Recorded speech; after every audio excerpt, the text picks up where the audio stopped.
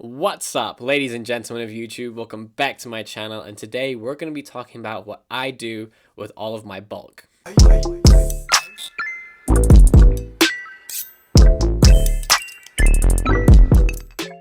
Now, I'm sure most of you are sitting at home surrounded by thousands upon thousands of Pokemon cards, and you're quite unsure what to do with them. Most of them you don't care about, most of them are not in binders, they're either in boxes or tins, and you're not really sure what you want to do with them because you don't really want to throw them out, because after all, you've been spending a ton of money opening packs and you want some form of return on them. So today I'm going to talk about what I do in order to get some of that money back, and it also helps me out on my eBay. So there's loads of different ways to dispose of your bulk and then get something in return, whether that's cash or whether that's booster boxes. I know there's many different people who trade in around 3,000 cards for booster boxes, or 3,000 cards for roughly only $100. And if you think about it, 3,000 cards is a lot of cards just to get back $100. And what I'm going to show you makes me a little bit more money than what most other people do. So let's get right into it. So what I did is I put a listing up on eBay which said you are guaranteed a certain amount of cards and a certain amount of holos and a certain amount of GXs. And over the course of around 2 months, I sold quite a few of these. And if you don't know, eBay, the more you sell something, the higher it becomes on the listing. So it's really difficult at the beginning, and then once you start going, you suddenly get kind of like a snowball effect of people coming in. You know, I'll sometimes have a week-long spell of nobody buying from me, and then all of a sudden in 12 hours I'll have 3 people buying from me. So here we go. I got an order this weekend for 8 different mystery packs, and that's what I've done is I've kind of created these mystery packs. So here they are. These are all of them. These are the fronts of them. And as you can see right away, there's quite a variety in what I do, because I love Japanese Pokemon cards, so I have a few Japanese. I love vintage, so I have vintage. I have some like stuff from around 2004, Diamond and Pearl stuff, and I have some really recent stuff. Like this is from 2020, this is from 2020. So it all really varies, and it all depends on the customer too, and how much they are buying. So on my eBay listing, I said that my mystery Pokemon box would include at least 30 cards, and 25 of those cards would just be regular commons, uncommons, and rares. No holos and no reverse holos are included in that. And then at least 1 GX, at least 2 holos, and at least 5 reverse holos. And the reason I say at least is sometimes I put in more. So for example, if I have run out of trainer holos, or you know, just regular holos, I might, instead of putting 2 holos in, I'll put a GX or a full art. If I don't have any reverse holos left, I'll put in more holos. So I can kind of like trade and go as I please, rather than getting someone buying something and not being able to fulfill it. So I say at least in that, and I also in the description put there'll be a mix of Japanese and English, and it's important to do that. And something that people absolutely love, and perhaps why they buy from me quite often, is that I don't put any trainers or energy cards in this. There's so many sellers out there that just want to get rid of their energies and chuck in energies, so I definitely don't put in any energies. And I sometimes put in trainers, but they're either full art trainers or holographic trainers, so at least they look nice.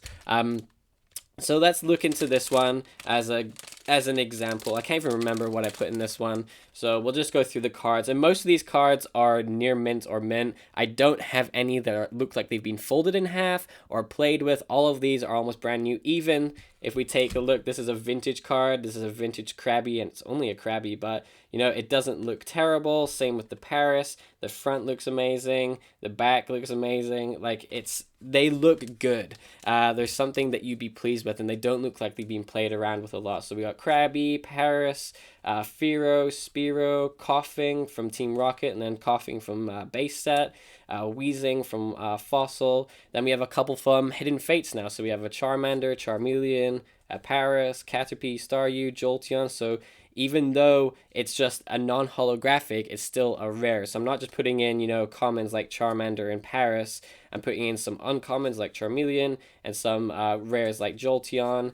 And if we just go through, you'll see that they're all different kinds of cards. We keep going, and then we finally hit we hit the reverse hollows. So there should be at least 5. So we have 1 reverse hollow, 2 reverse hollow, 3, 4, 5. So these are all our reverse hollows right here.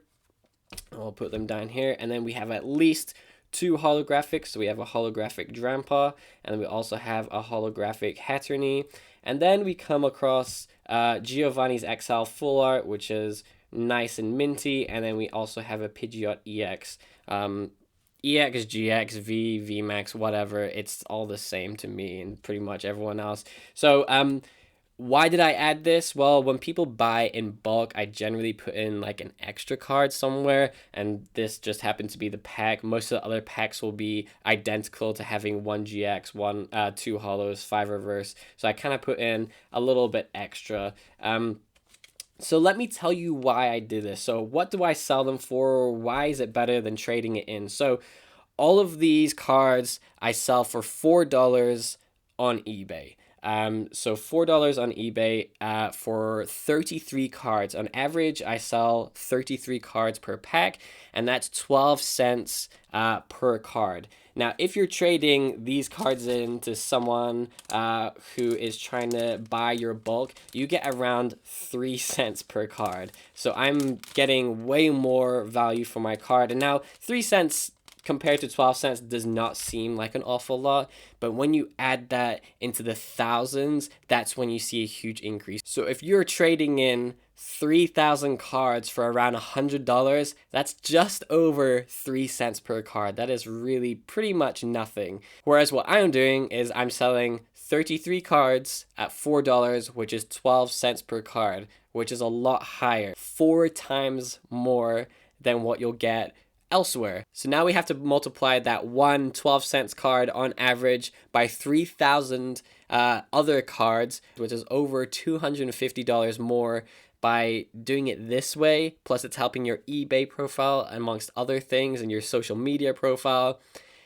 You're getting a lot more value than if you were trading them all in bulk. Now, the good thing about the bulk is that you're getting everything gone straight away. You're getting your money straight away. This is a really, really long process. I mean, I've only sold around 20 of these, so I've only made around $80, but at the same time, I still have tons of stock left. I would have made just as much money as I would have if I traded all my cards in.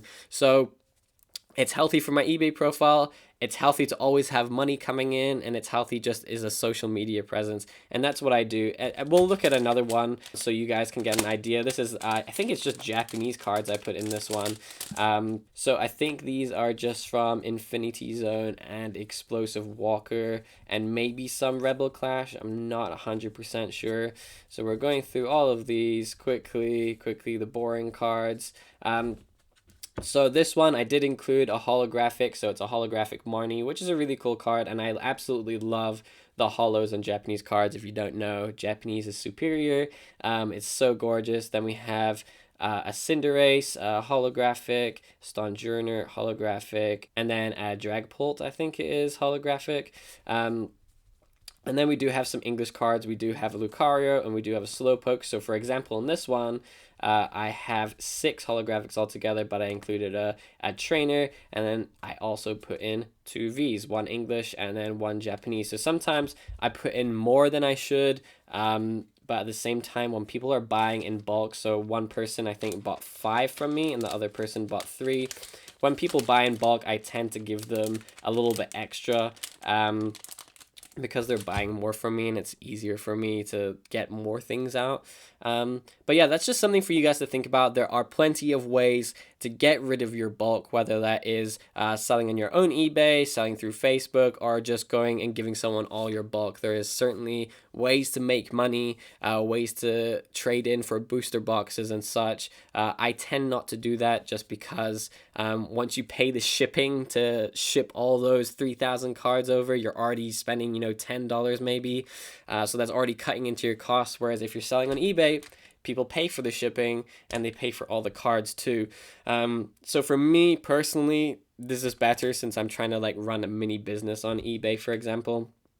It's just a bit more economically and financially sensible to do these little packs and get, my listings higher up on eBay and get those feedback ratings in on eBay. So that's just something for you guys to think about. Let me know what you think. Are these worth it? I mean, for example, this is Diamond and Pearl, so it's not all just crappy Darkness Ablaze and Rebel Clash. I have thrown in, some vintage cards. I mean, 2004, would you consider that vintage? Perhaps, maybe, just on the cusp. And of course, there's Japanese cards. So there's a lot of different things here, and I think it's just really cool to have, all of these cards in here. So thank you so much for watching. I really appreciate it. Let me know down below what you guys think. What do you do with your bulk? You let me know. Maybe you can give me some ideas. Once again, thank you. Have a great rest of your week, and I hope to see you guys again soon. Thanks.